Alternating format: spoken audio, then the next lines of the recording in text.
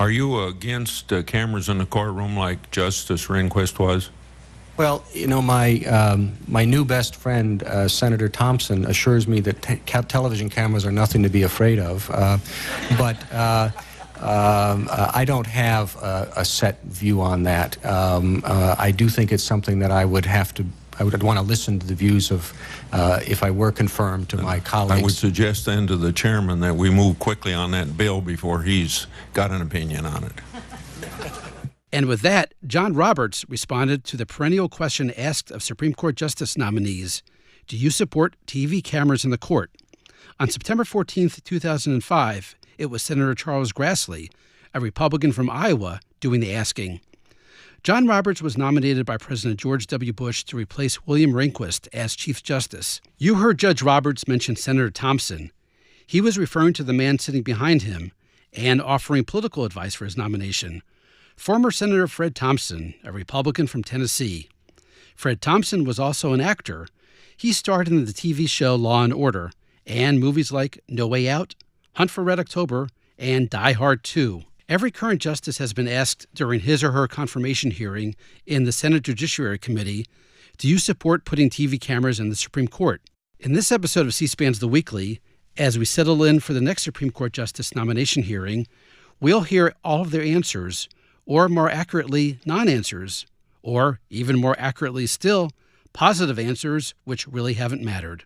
In January 2022, Justice Stephen Breyer announced he would depart the Supreme Court pending approval of his replacement. The hearing for the nomination of President Biden's pick to take his place, Ketanji Brown Jackson, begins March 21st. With history as a guide, she likely will be asked for her position on cameras in the court, just like Stephen Breyer was asked in his confirmation hearing after his nomination by President Clinton. On July 17, 1994, Senator Herb Kohl, a Democrat from Wisconsin, posed the question. Judge Breyer, yesterday you said that televising Supreme Court oral arguments might be a good idea. And I've been a supporter of more radio and TV coverage in the federal courts. I believe that if we had C-SPAN channel for the Supreme Court, then it would help Americans better appreciate their legal system. So, Judge Breyer, on this area, did you watch any of the O.J. Simpson hearing on TV? And if you did, yes. What are your thoughts on whether televising a hearing of this sort will have a negative effect on a defendant's right to an impartial jury? Let me not talk about the particular case, and let me think about things that were in my mind a year ago or 2 years ago, well before that particular matter arose. At that time, I voted in favor in the Judicial Conference of experimenting with television in the courtroom. That has been carried out. The results are being evaluated. In Massachusetts, television is in the courtroom. The Massachusetts judges I've spoken to seem generally satisfied. The results of that are being evaluated in the federal system. My particular appeals court was not part of the experiment, but not for want of willingness. It was because they could only have a small number. That's the circumstance in which I think my vote in favor of the experiment was right as of this moment, abstracting from this particular case and putting myself back in the frame of mind I was 2 or 3 months ago in respect to this. That's basically my view. And I appreciate that comment. You heard Senator Kohl mention O.J. Simpson. A few weeks before Judge Breyer's appearance in the Senate, a probable cause hearing had been held to decide whether to bring football star and actor O.J. Simpson to trial for 2 murders. Senator Kohl made another reference to a pop culture celebrity in an earlier nomination hearing. September 13, 1991, the hearing for President George H.W. Bush's pick for the Supreme Court, Clarence Thomas. In this clip, you'll hear Senator Kohl ask the camera's question. He'll mention then Chief Justice Rehnquist and mention from the then hit TV show People's Court, Judge Joseph Wapner. If you had to make a judgment, yes or no, would you support the experimentation at the very least with the cameras in the Supreme Court? After all, as you know, virtually everybody in this country knows who Judge Wapner is, and no one knows who Chief Justice Rehnquist is. Can we do something about that? maybe we should give Chief Judge Rehnquist his own sitcom. Senator, I too watch C-SPAN, and as a citizen have had the same reaction. It's a wonderful opportunity to see our governmental processes at the national level disseminated over the entire country. With respect to the court systems, the only reservation that I would have is that it not be disruptive of the exchange between the court and the individuals who appear before the court. It's a different environment, particularly at the appellate level, than perhaps at the trial court level. But I have no objection beyond a concern that the cameras in the courtroom be unobtrusive, or as unobtrusive as possible. Of course, that's just my own reaction. I have not looked at that in detail. The Clarence Thomas hearing got a mention 15 years later when the cameras question was asked during another Supreme Court Justice confirmation hearing. January 11, 2006, Pennsylvania Republican Senator Arlen Specter is questioning George W. Bush's nominee, Samuel Alito. As you'll hear, Senator Specter's question involves Clarence Thomas, Fox News, and the football team now known as the Washington Commanders, then the Washington Redskins.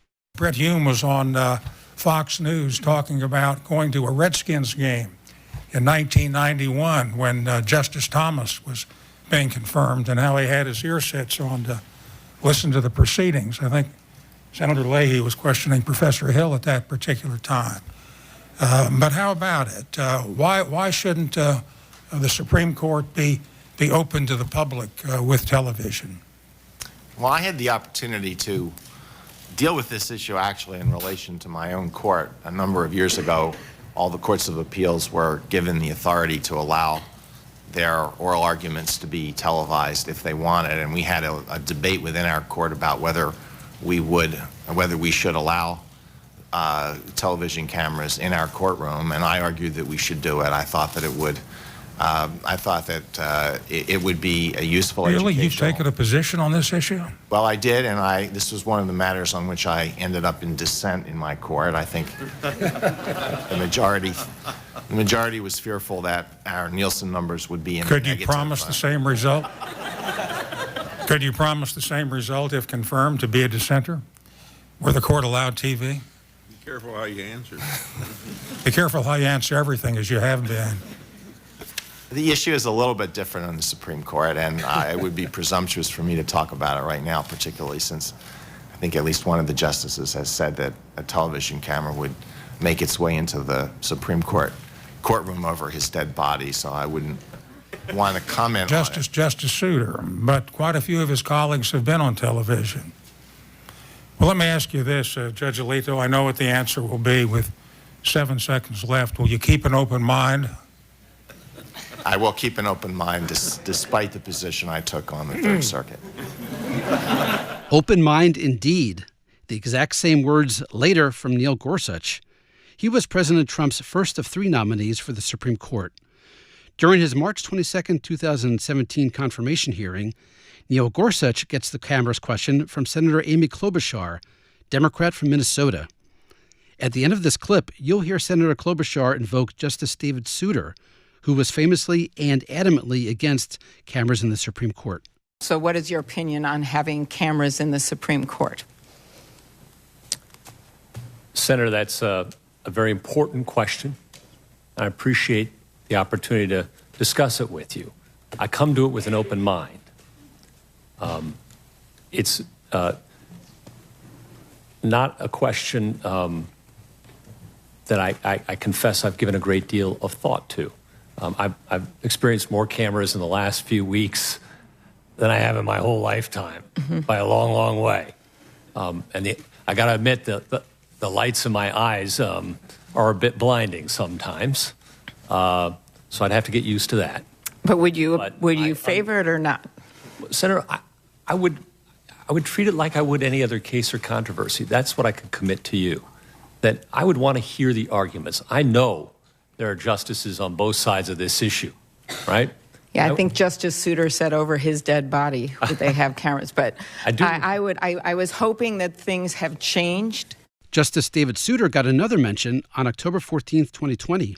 Here, Senator Grassley is questioning President Trump's third pick for the court, Amy Coney Barrett. Be on the lookout again for the phrase, open mind. Another interest of mine that I probably at 87 years of age won't live long enough to see done, but I've discussed cameras in the courtroom and introduced legislation on that over the last 15 years. It's not a very popular subject. Judge Souter joked that he'd have to roll over in his dead body before they'd put cameras on the Supreme Court. While I can respect that point of view, I totally disagree.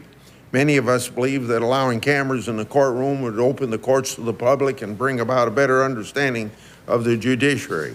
For many years, that bill that I've introduced has been called the Sunshine in the Courtroom Act, a bill to give judges the discretion to allow media coverage of federal court proceedings.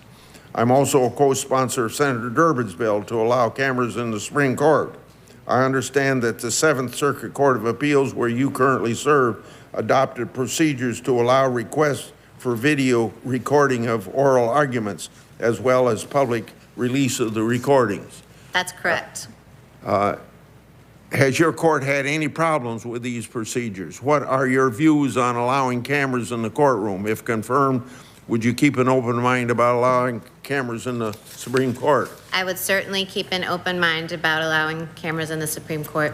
Open mind again on September 6, 2018. This time, Senator Charles Grassley says it when he asks Brett Kavanaugh, President Trump's second pick for the Supreme Court, about cameras.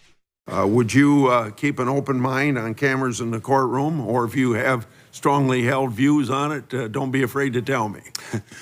Mr. Chairman, I appreciate your longstanding interest in the issue and transparency for the courts, of course.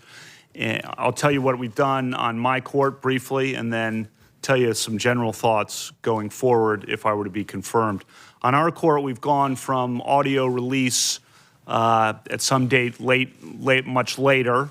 Then we went to audio release same week. Then we went to audio release same day. And now we are allowing audio to go out live with the oral arguments. And that process has been one in which the judges have learned, experienced, and become comfortable with the additional transparency that's become in the same time audio over time, and that process has worked well in our court. On the Supreme Court, I think the best approach for me is to listen to the views of people like yourself, Mr. Chairman, and others I know who are interested in that, to learn, if I were to be confirmed, from the experience there and to see what the experience there is like, to listen to the justices currently on the Supreme Court, as I've said, be part of a team of 9. Well, I'd want to learn from the other justices what they think about this, because several of them, as you know well, Mr. Chairman, when they are in my seat, expressed support for the idea of cameras for oral arguments, and then when they were there for a few years, switched their position after experiencing it. So I'd want to talk to them why that position. Probably the most succinct answer to the cameras question was offered by Sonia Sotomayor, President Barack Obama's Supreme Court Justice nominee. Here's her exchange with Senator Herb Kohl on July 14th, 2009. Let's talk a little bit about cameras in the court. You sit on a court of appeals which does allow cameras in the court, and from all indications, your experience with it has not been negative. In fact, I understand it's been somewhat positive. So, how would you feel about allowing cameras in the Supreme Court, where the country would have a chance to view discussions and arguments about the most important issues that the Supreme Court decides with respect to our Constitution, our rights, and our future? I have had positive experiences with cameras. When I have been asked to join experiments of using cameras in the courtroom, I have participated. I have volunteered. To this day, the Supreme Court does not allow TV coverage of its oral arguments. But let's end this journey through confirmation hearing history on a hopeful note. For our final example of current Supreme Court justices being asked about cameras in the court, let's go back to June 29, 2010. Senator Herb Kohl is questioning Barack Obama's nominee, Elena Kagan. General Kagan, how do you feel about permitting cameras in the Supreme Court for oral arguments? Well, Senator Kohl, this is actually something that I spoke about when I was as Solicitor General before I was ever nominated to this court.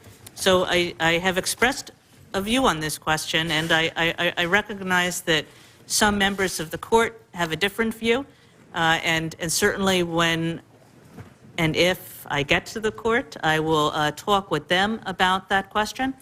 But I have said that I think it would be a terrific thing to have cameras in the courtroom. And the reason, I think, is as when you see what happens there, it's an inspiring sight. I guess I talked about this a little bit in my opening statement yesterday. I basically attend every Supreme Court argument. You know, once a month I argue before the court. When I'm not arguing, I'm sitting in the front row watching some member of my office or somebody else argue. And it's an incredible sight because all 9 justices, they're so prepared, they're so smart, they're so thorough, they're so engaged. The questioning is rapid fire. You're really seeing an institution of government at work, I think, in a really admirable way. And so I think, and of course the issues are important ones. I mean, not some of them will put you to sleep, you know, but a lot of them, the American people should be really concerned about and should be interested in.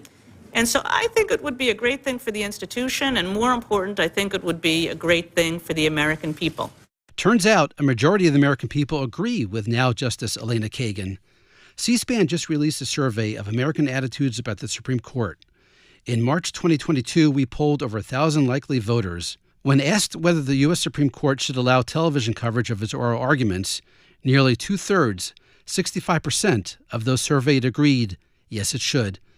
Then the survey asked, would allowing television coverage of Supreme Court oral arguments build trust in the court's process and the rulings it makes? 70% said yes, TV coverage would build trust. What will President Biden's Supreme Court Justice nominee, Ketanji Brown Jackson, say when asked the camera's question in her confirmation hearing? Watch C-SPAN's coverage to find out. Don't miss the opportunity. You may not get a chance to see her in a Supreme Court oral argument. That's it for this episode of C-SPAN's The Weekly. A reminder that you could do your own searches in the C-SPAN video library. You could even hear some earlier Supreme Court justices talk about cameras in the court. Just go to cspan.org and use the search bar on top. No fee, no registration, but lots of cameras. Thanks for listening, and happy searching.